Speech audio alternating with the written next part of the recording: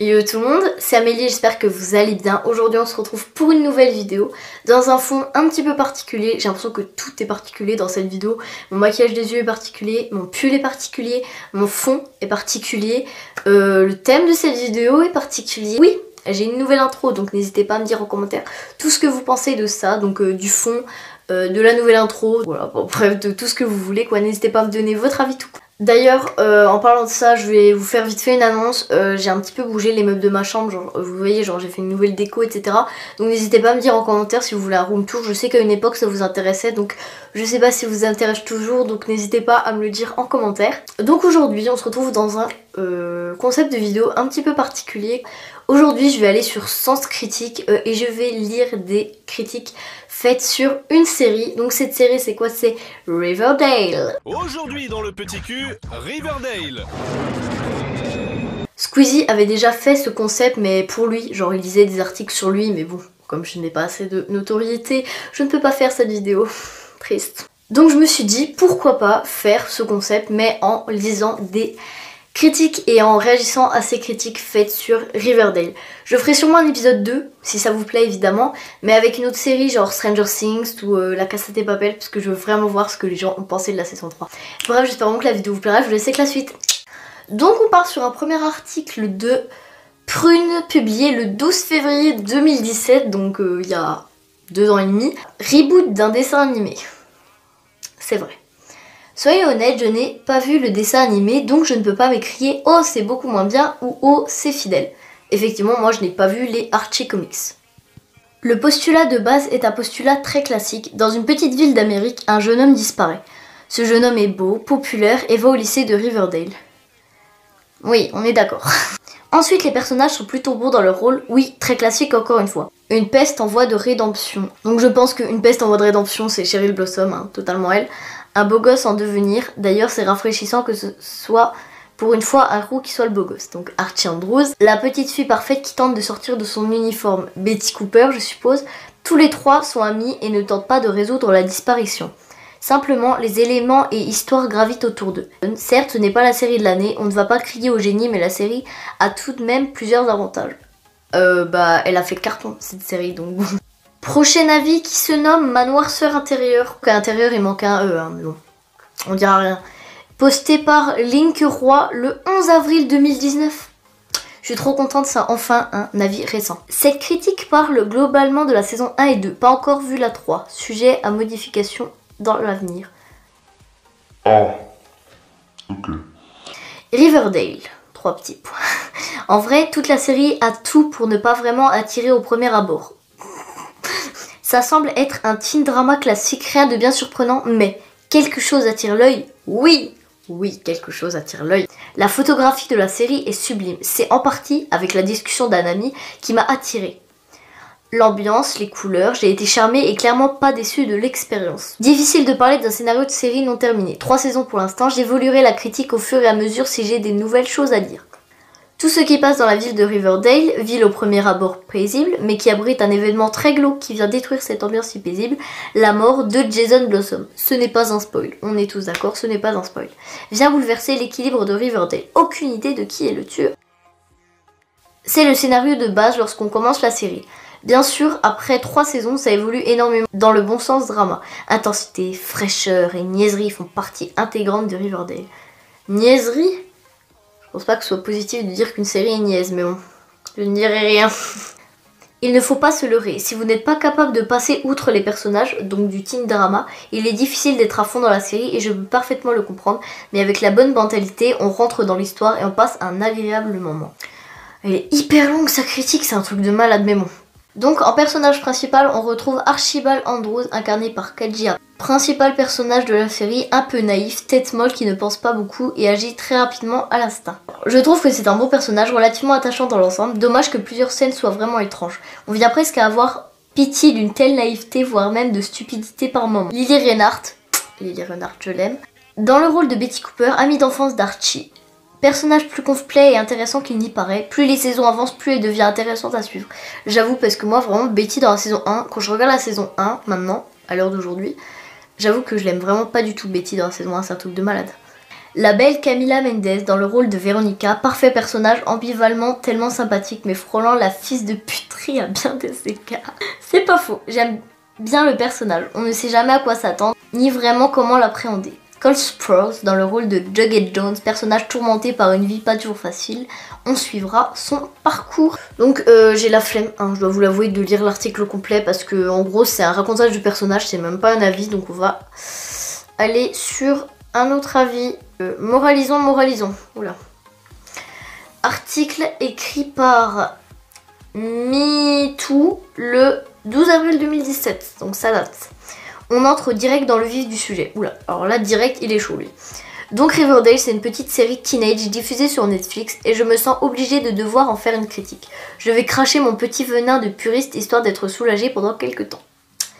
Nickel, vas-y MeToo.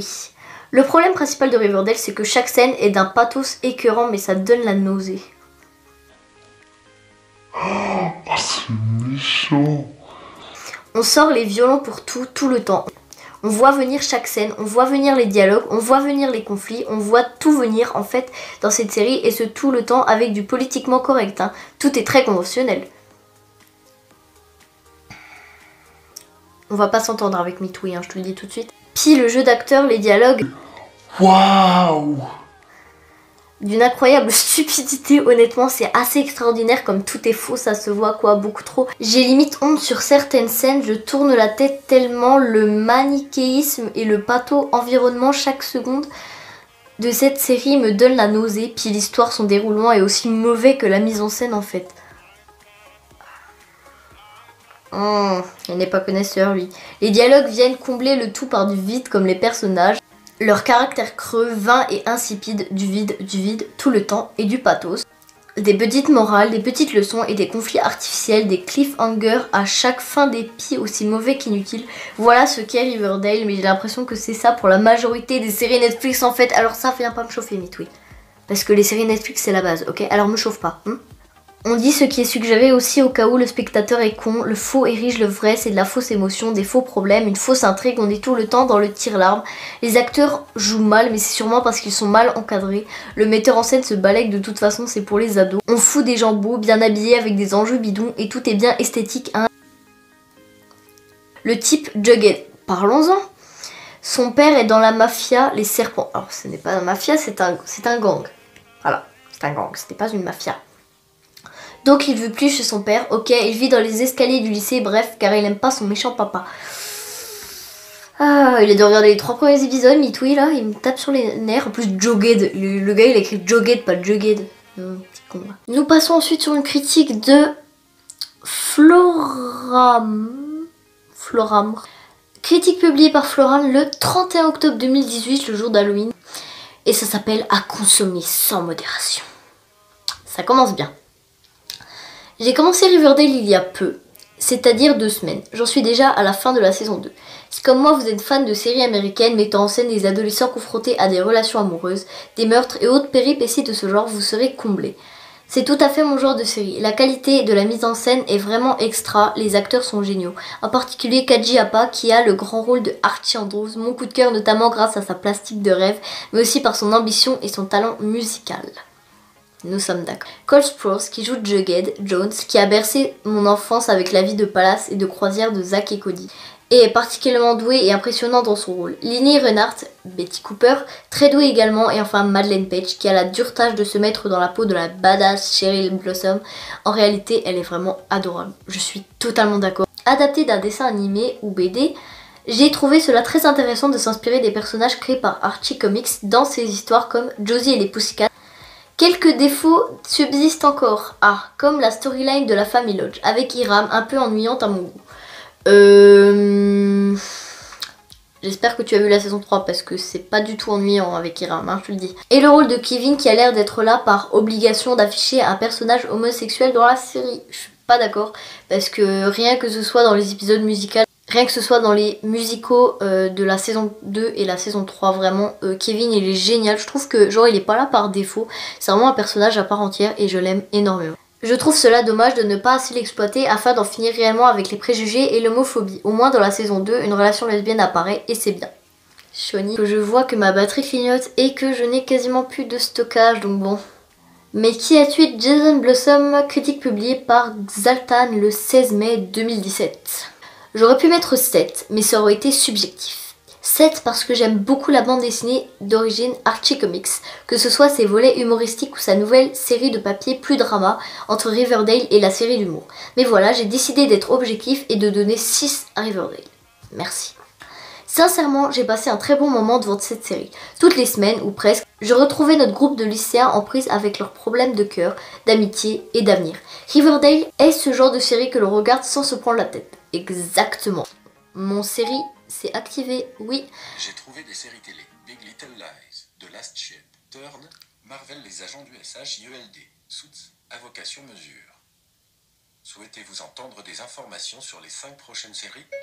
Non, Riverdale tire néanmoins son épingle du jeu en ajoutant un élément perturbateur dès le premier épisode, la mort de Jason Blossom, oui, qui est l'intrigue principale de la première saison. Durant toute la saison, le spectateur se demandera qui et pourquoi ce jeune homme a été tué, jusqu'au dernier épisode. Parfois, cette histoire ne reste qu'en arrière-plan, préférant se focaliser sur les angoisses parentales de Veronica, ou sur le premier concert de notre héros principal Archie, ou les soucis de cœur de Jughead et Betty, ou encore sur la dernière idée malsaine et odieuse de cette pourriture de Cheryl.